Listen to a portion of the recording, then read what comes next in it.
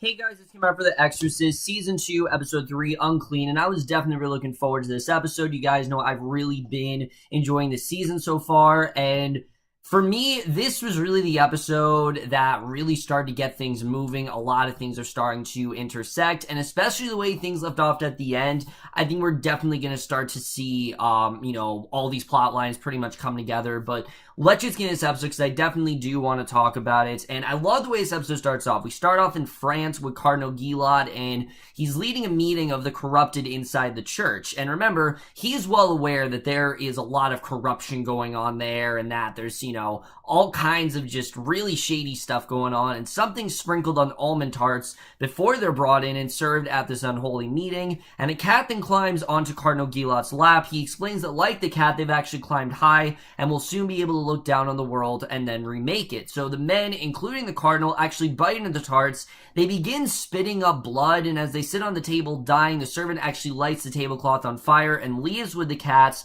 and she says that all nature will be renewed by fire. And we don't know who this actually is, but we'll get more into this woman very soon, because this definitely is one of the most essential scenes of the episode. So meanwhile, in Knockburn Island, Washington, Andy is actually, we see he was, confronted by Shelby, and he actually decides to bury the dead lamb. As he does, he hears a noise in the woods, and inside his home, he confronts Caleb, saying he doesn't believe Verity left him at the well. There's no way she would do that. Her story, just sounded, it just sounded true, and he knows that Verity, again, she is good-natured. Yes, she has this, very gothic type exterior to her, but she's also very good natured, and she cares about all of the people there. So there's no way she would intentionally do that. But Andy wonders if maybe Caleb was just sleepwalking, but Caleb swears that she held his hand as she walked him to the well. However, even Caleb's not sure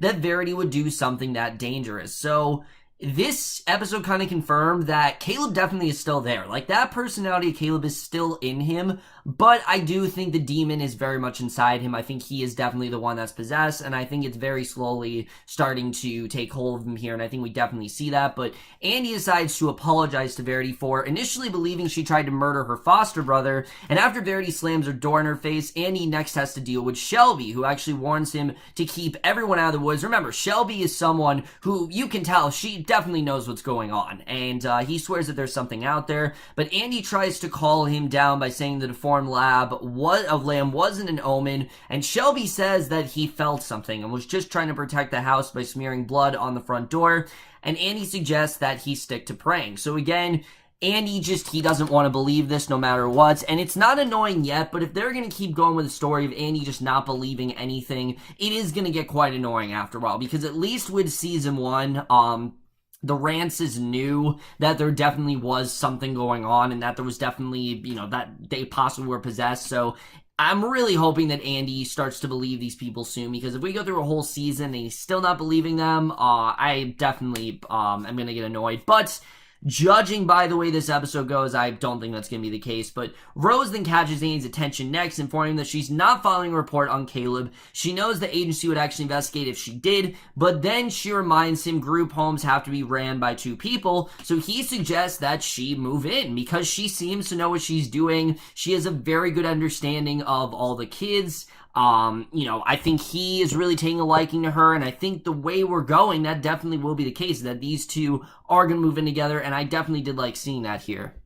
So, Father Tomas, we didn't really know where they were going to go after last week with the whole Cindy exorcism being over, but apparently he isn't finished seeing Cindy. He's actually dreaming of a young girl with a hole where her face should be, and then he sees Cindy in her possessed form. So again, I think this is just foreshadowing that this is far from over. Cindy is going to come back to haunt him. I think all of this corruption, everything, it just stems from Cindy's possession, and I think no matter what happens, like I said, this is pretty much far from over. So, jerking awake in the truck, he learns from Marcus that they've made it to their destination. The street that they've parked on is the one from his vision of the faceless girl. So, the traveling exorcists have arrived at their next case in Seattle, Washington, and Marcus was asked by one of his deacon friends to help a young girl who might be possessed, and the girl's mother, Lorraine Graham, invites them in, happy to see at least one of the 2 men is a priest, and the possibly possessed girl's name is Harper. And we get kind of a very similar story to Angela, and that is one of my complaints this episode. I did feel that what we had going on here was a little bit too similar to the Rances last season, because if you remember, the way this all started was Angela went for a service. She went to Father Tomas and told him that, hey, some weird's going on with my daughter Kat. I think she might be possessed, when in reality it was actually Casey. But this just felt very familiar, but her mom can't believe someone at the church finally listened to her plea for help, and she explains that Harper was a healthy girl until 6 months ago. Her personality changed, and she begins seeing the imaginary playmate that she had as a child. So clearly there's something very weird going on with her. She most likely is probably in the process of getting possessed, but Harper's then grinding in her bed when Marcus and Father Tomas visit her room, and back at the group home, the kids are all walking to school with Caleb quizzing Truck on his upcoming history test, and Shelby lags behind them, then sneaks off as they continue walking to school, and Marcus and Father Tomas then return downstairs to talk with Harper's mom. She thinks something unclean actually took over Harper, and she wants them to send it back to hell, and Marcus lets her know that they have to investigate first before they can do the exorcism. So she asks what they're looking for. Marcus explains that it includes such things as speaking in tongues, having impossible knowledge of events, etc. And these are all things that really do lean towards, yeah, she definitely is possessed. And Lorraine then gives them a drawing Harper drew 3 weeks ago, and it looks like Marcus and Tomas taking on a demon. So yeah, there's definitely something inside Harper, and as they speak, noises are heard upstairs. A cross then falls from the wall, and Lorraine is sure the demon knew that they were coming, and Lorraine admits and this actually makes perfect sense, because again, this seemed very similar to Angela. She admits she actually read Chris's story about Regan's possession many times, and it gives her comfort. So she knows she's not going through this alone, and I like this. I really like that Lorraine is fully on board with her daughter being possessed.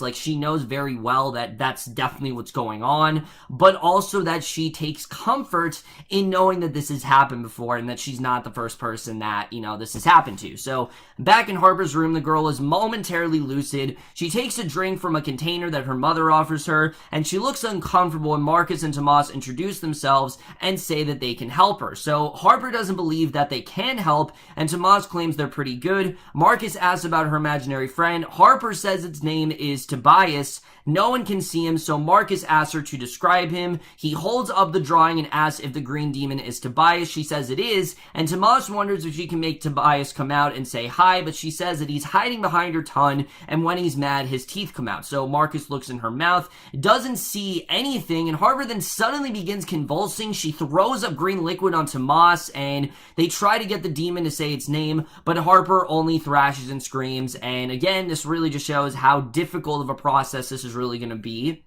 So we then see Father Bennett, but not as we usually know him. He's actually in civilian clothing for once, and he sits through a church service, and we meet this character of Mouse, who actually is the killer from the opening sequence, and Mouse is a character I'm very interested in getting into. I really liked Zuleikha Robinson's performance in this episode, but he takes a seat, she takes a seat in the empty pew behind him. He's been coming there for 3 days straight, but never is actually taking communion. So she forces him to, and it makes sense why, obviously, because he does not at all trust any of these priests or anything like that. So even though he claims he didn't before because he doesn't feel worthy, that's the main reason why he didn't do it. He doesn't feel like he's worthy enough, and he feels it's a test, and he passes. So they discuss Cardinal Caro and his arrest, and then Mouse reveals that Cardinal Gilot has actually been taken care of, and Father Bennett believes that they're meant to fight this war together, but Mouse thinks that she'd be better off alone. She will, however, tell Father Bennett what she knows about the conspiracy and let him meet her source. So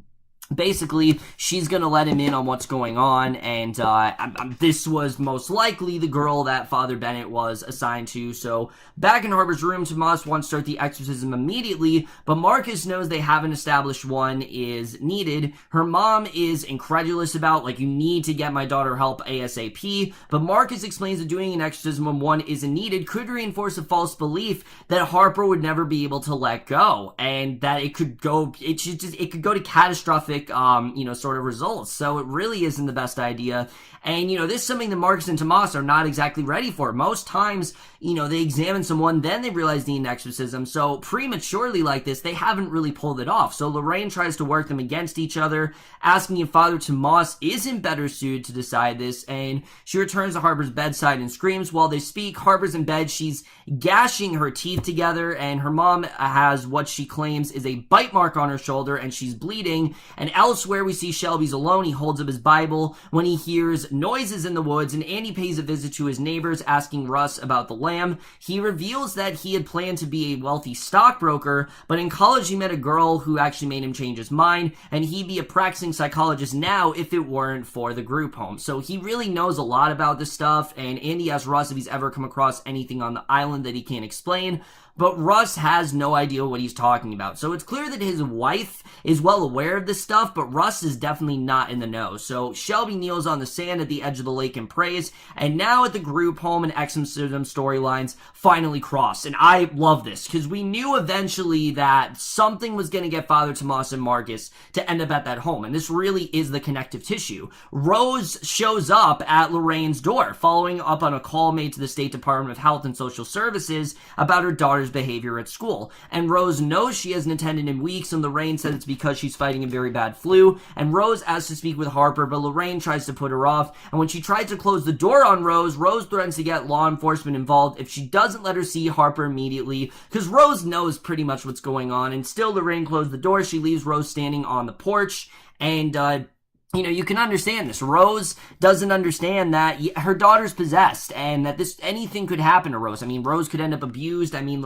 Harper's already beating her up. She doesn't want that to happen to Rose. So you do see Lorraine is good intentioned here, and I definitely did like seeing the scenes with Rose here, and I like the way it did really connect things here. So Father Tomas is at Holy War. He's prepared to perform the exorcism when Marcus returns to Harper's room, and Tomas claims he has all the proof he needs, but Marcus doesn't really think so. And Tomas then reveals his vision of Harper, and Marcus reminds him that he let a demon inside his head and his decisions are compromised. So Tomas is insistent that Harper needs his help, but again, you can tell Marcus just isn't very much convinced about it all. And I really do love the way the demons seem to be pitting these two against each other with their very conflicting perspectives. And again, it remains one of the best things about the season for sure. So they spot Rose on the sidewalk, and Marcus leaves to speak with her. She wants to know why there's a priest with Harper, and he says it's for spiritual help. And as Rose is about to leave, she mentions that Harper's been in and out of hospitals all her life. And that really shocks Marcus. I mean, definitely she should probably been there. And the fact that she's been there constantly. So they then spot Rose on the sidewalk, and Marcus leaves to speak with her. She wants to know why there's a priest with Harper, because Rose she has no idea what's going on. She didn't even realize that, Harper's possessed. And as Rose is about to leave, she mentioned that Harper's been in and out of hospitals all her life. And this really shocks Marcus, making him realize she might not just be possessed now. She might have been possessed maybe her entire life, and she didn't even know it. And you can tell this really does scare him. So when Andy returns home from visit with Russ, Grace is wearing her brave face, the weird pillowcase head covering. Again, just really creepy. I don't know what it is about this little girl, but she's just very creepy, and she agreed to come outside, but is reluctant to leave the house. She finally does, and Andy removes her brave face. They high-five because she made it outside. He takes her to see the sunflowers in the garden. She laughs and smiles, and the mood changes when they see this massive flock of birds in the sky. What that's about, I have no idea, but Shelby's still praying. The flock flies over him and across the lake, and Andy and Grace then rush back into the house. The birds begin crashing inside the outside of the home. Some smash through windows, and Grace is understandably freaked out. This, I don't know what this is really about.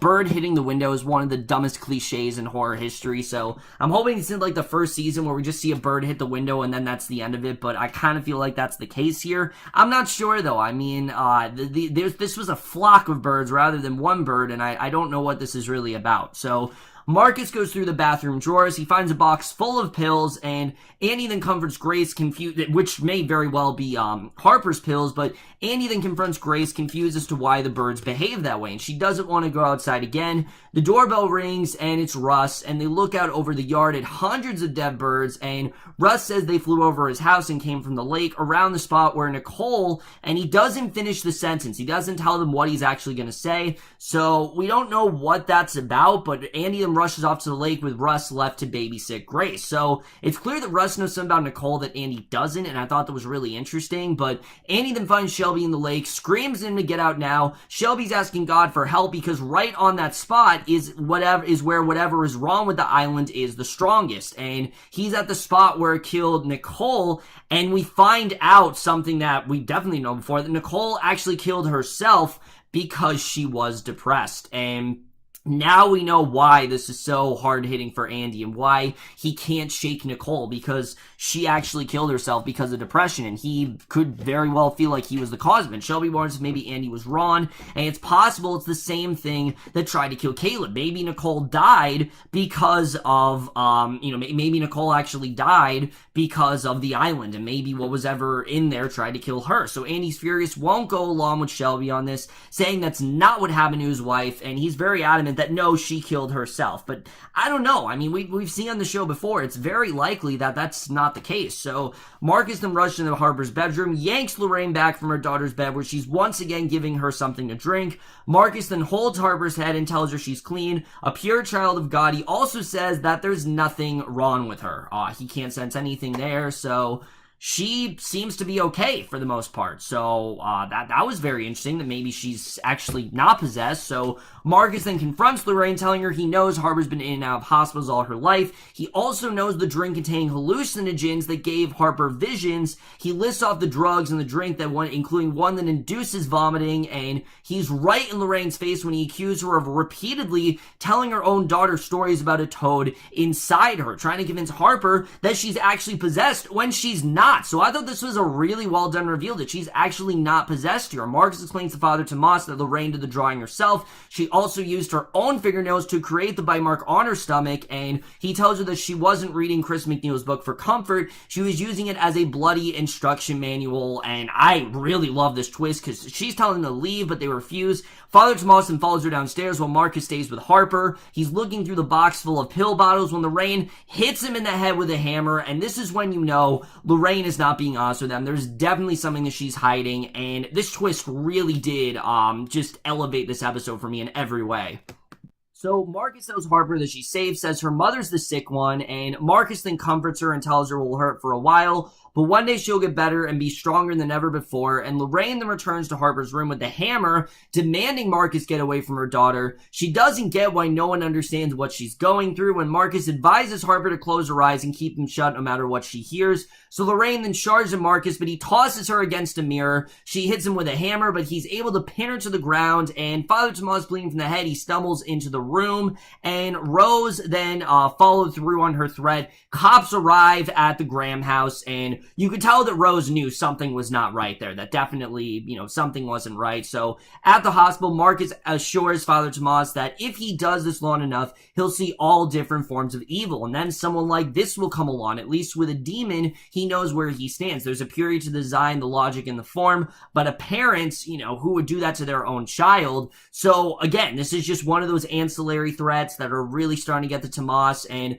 Father Tomas admits that he was wrong. He knows he made a mistake, and it would have been horrible for Harper if they moved forward with the exorcism, because again, she was not possessed, and Harper would have died, and Marcus agrees that that was the most likely outcome, and Father Tomas wisely admits he's not ready to do this on his own, and I really like this. I like that he's now realizing that, no, I can't do this on my own. I actually need Marcus in my life, and I'm happy with that, because this structure was starting to get a bit repetitive where a demon would try to pit the two against each other, and I like that Tomas is realizing that, yeah, I actually need Marcus. I can't do this on my own, and I definitely like that. So Rose then joins them in the hospital waiting room and tells them that Harper will recover. Harper will eventually be placed in a foster home while they build a case against her mother. Now, I'm assuming that maybe she's going to go to Andy's group home, but, that maybe she'd actually be safe there. And I think that's what's going to bring Father Tomas and Marcus to the group home, is the fact that she's actually going to live there. So Andy then watched the video of the kids with Nicole, and we then go to Belgium, where Mouse takes Father Bennett to see Sister Dolores, who is an exorcist who's been missing, and Bennett thought that she was dead, but Mouse knows they're not killing exorcists, that they're doing something much worse, and it turns out that we see she's standing in chains in the middle of the room, she's possessed, and it turns out they're actually possessing exorcists, and that is the way this episode ends. So, yeah, like I said, guys, a lot of interesting stuff going on here. First of all, I really want to talk about this ending because this is very interesting stuff. First of all, we knew up to this point there was something going on with the Exorcist and whatnot, and that definitely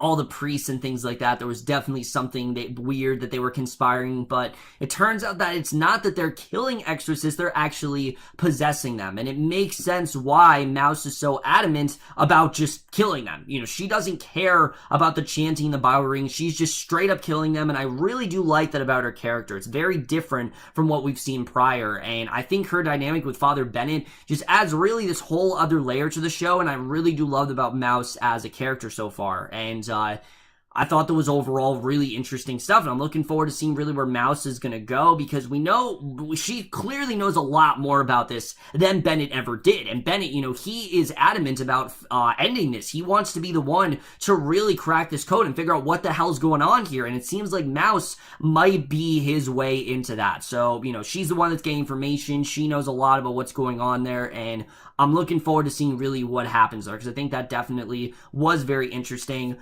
The twist, like I said, though, in this episode, that really made this episode for me. The whole idea, that, they thought that this girl was possessed and it seemed like a normal possession. Turned out her mother was actually just fucking insane and that she wasn't actually possessed. I thought was actually a really good reveal. It's something The Exorcist hasn't done before, and it really does spare the show from getting too repetitive, because I was worried when the episode started that this is way too similar to what we got with the Rances, but then we realized that wasn't the case, and it was actually just that the mother was insane.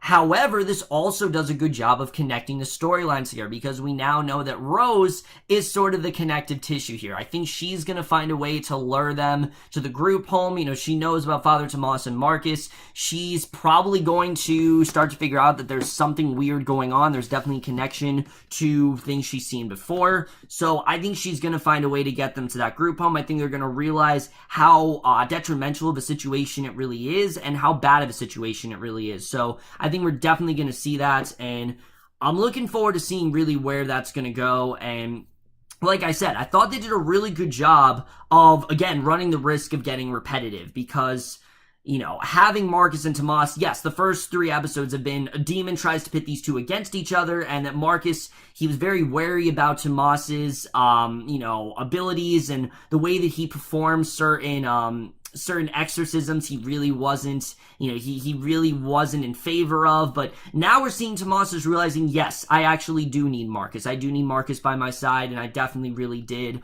like seeing that, and again, I thought that actually helped out very well, and I really enjoyed where that is going. So Tomas in general, I like that he's realizing that he does need Marcus, and those two really do have this dynamic, and they need each other to really pull off these cases. So I definitely did like seeing that. But again, something is telling me that this is far from over, and I have to say, now that we know that exorcists are getting possessed, I would not be surprised if Tomas ends up being one of those said exorcists. And it makes sense, because he's getting all this weird stuff in his head. He's seeing all these weird visions, and these weird things keep happening to him. Could this possibly be the beginning of the emergence of some sort of demonic presence in Tomas's life? Is someone trying to lure him to the dark side? Is that possible that that's what's going on? I mean, it opens up a whole new conversation. That's something I really do love about the show, is that every time you think you know where it's going to go, it doesn't go there. I mean, just all the way back to the first episode, we thought the cat was the one that possessed and it was Casey. I mean, this show just really